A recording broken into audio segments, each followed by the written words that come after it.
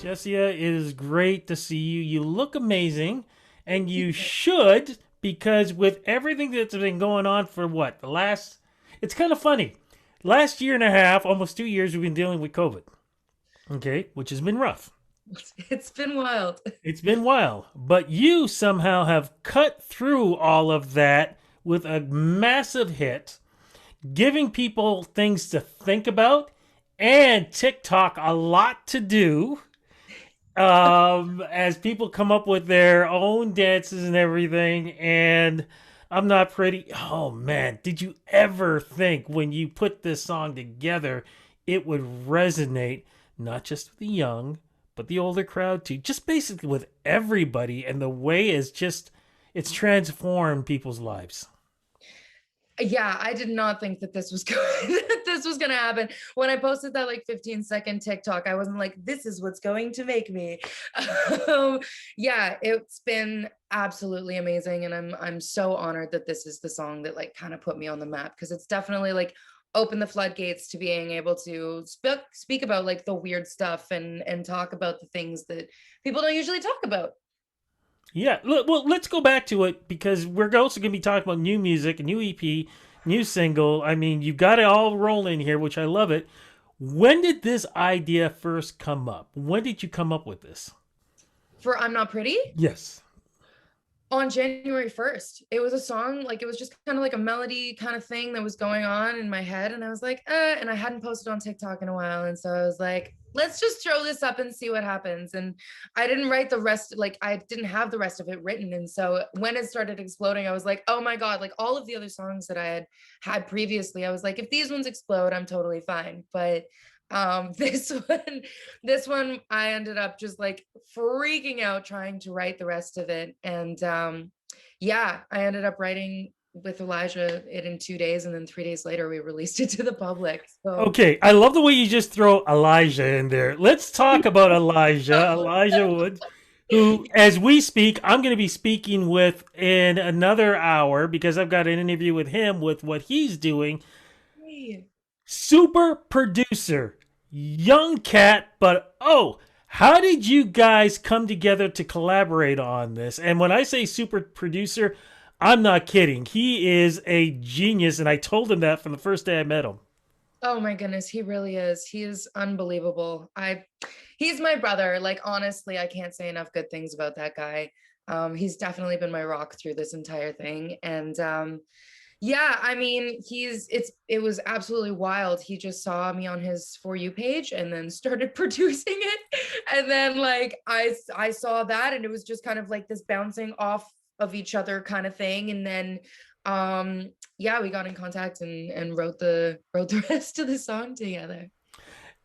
What do you think has resonated the most? Is it the lyrics of it or the fact that so many people have put TikTok videos up, like what you talked about, and just to show that, hey, you know what? We're all going through this. Like, what do you think has resonated the most? Everything has resonated, but what do you think has stood out the most?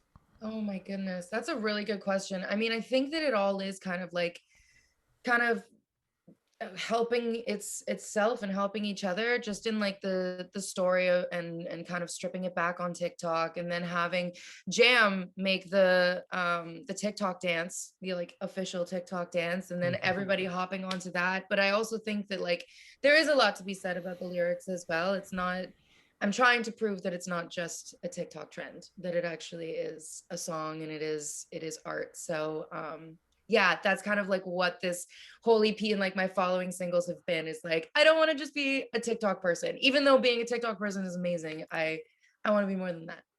And you definitely are. I'm going to ask you one more question, and then we're going to go with the new music, though.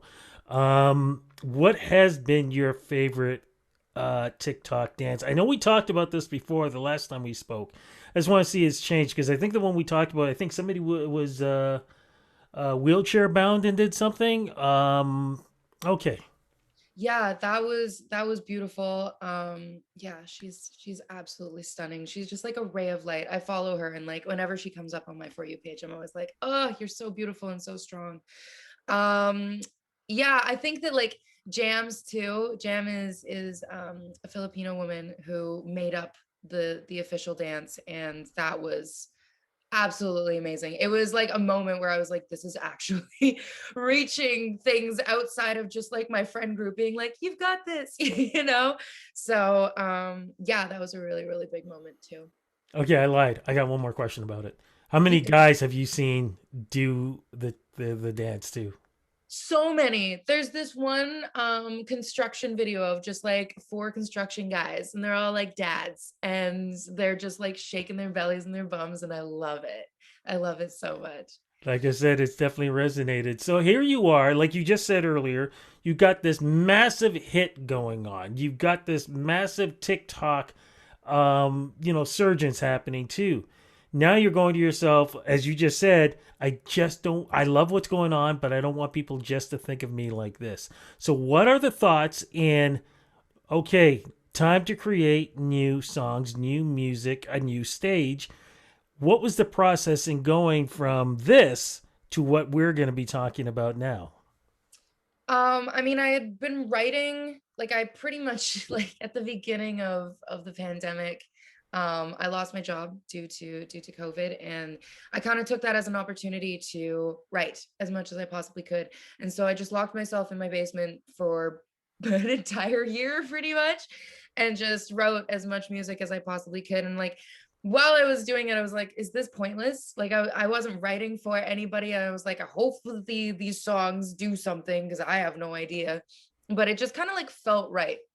And so yeah, I've been doing that. And then I don't know, I guess I was kind of, I don't want to say that I was prepared, but like when going into the studio with Elijah Woods and when sending songs to Ryan Tedder and things like that, like I kind of had some songs in my back pocket. And I think that that really helped me stay true to like me as an artist and not me as like a TikToker, because I already had these songs in my back pocket. And can we remind people who Ryan is, please?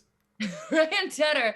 Ryan Tedder is the lead singer of One Republic, and he is also like he's signed me. It's a joint partnership between Ryan Tedder and Republic Records, and he is just a god. Like, oh my goodness.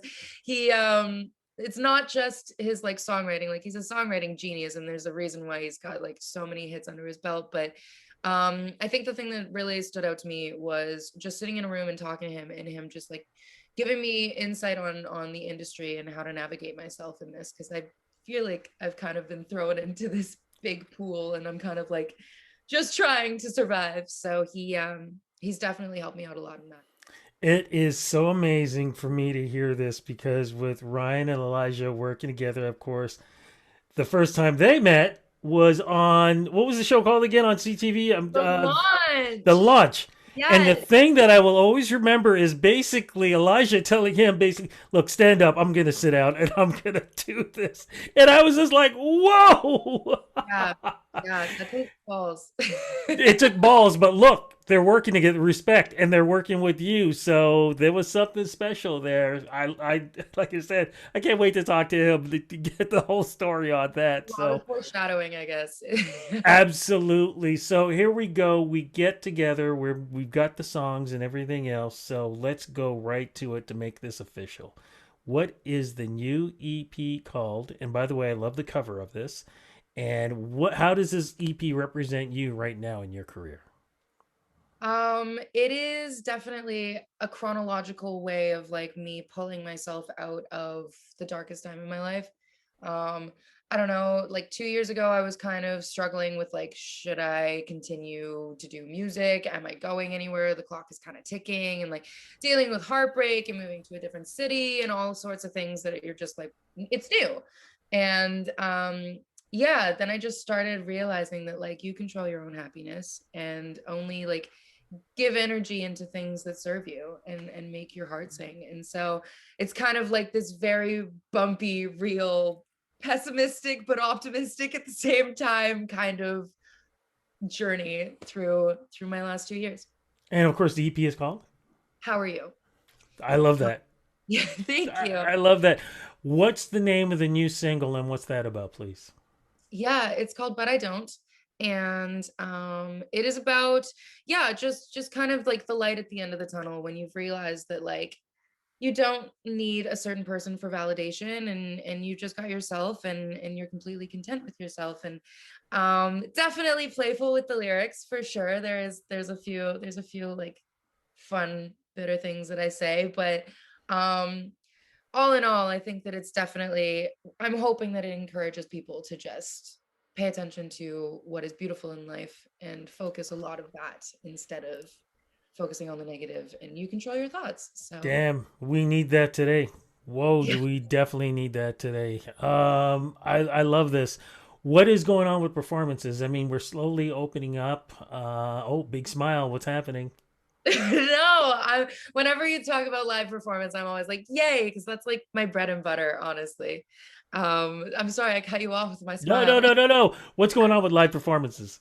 Well, I mean, like I've done Lollapalooza and I did Osheaga, which were two wild gigs. The fact that those are like my first couple of gigs as an artist. We're stopping right there. You're talking about two of the biggest events in music that you can have for live performances. What was it like to be out there? And two, what is it like when you're singing I'm Not Pretty and having them sing back to you? Unreal. I mean, I'm getting like goosebumps thinking about it.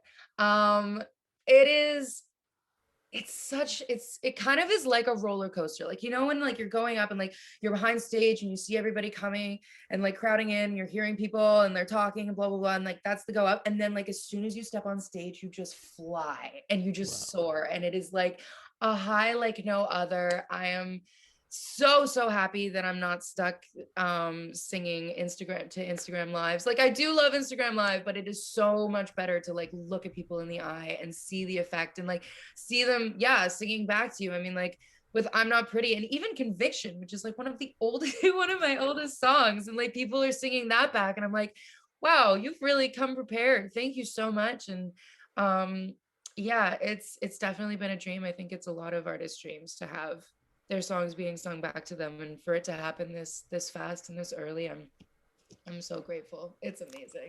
Much deserved. Are we looking at anything that's going to happen towards the end of 2021 and anything happening in 2022 for live performances? Yeah, I am going to be playing Outside Lands in San Francisco, which I am so stoked about it. Like Tame Impala and Lizzo's gonna be there. Like, what? It's gonna be insane. So yeah, I'm playing that Halloween weekend, which is really exciting. I think I'm gonna perform in costume because I think that that's just what you do there. I still need to figure out the costume. So if you have any ideas, I'll take them. But yeah, and then 2022 is a big old mystery. We're so focused on just like getting the EP out and hoping to have that being well received. I really hope you guys like it.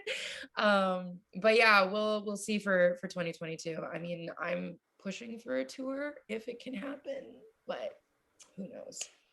I am so happy for you. Congratulations on all this success. And you are the another person, perfect example of, even though we've had a tough time this last year and a half, 2 years, you've shown how you can take a tough situation and turn it into something that just shines, not just for yourself, but for everybody else. Thank you so much for sharing this great song. Thank you for sharing your great music for us to sing along and enjoy, and being able to just stop for a moment from all the bad and just take a moment and enjoy some good. You're the one who's doing that. Thank you so much. Oh, you're so kind. Thank you. Thank you so much for having me.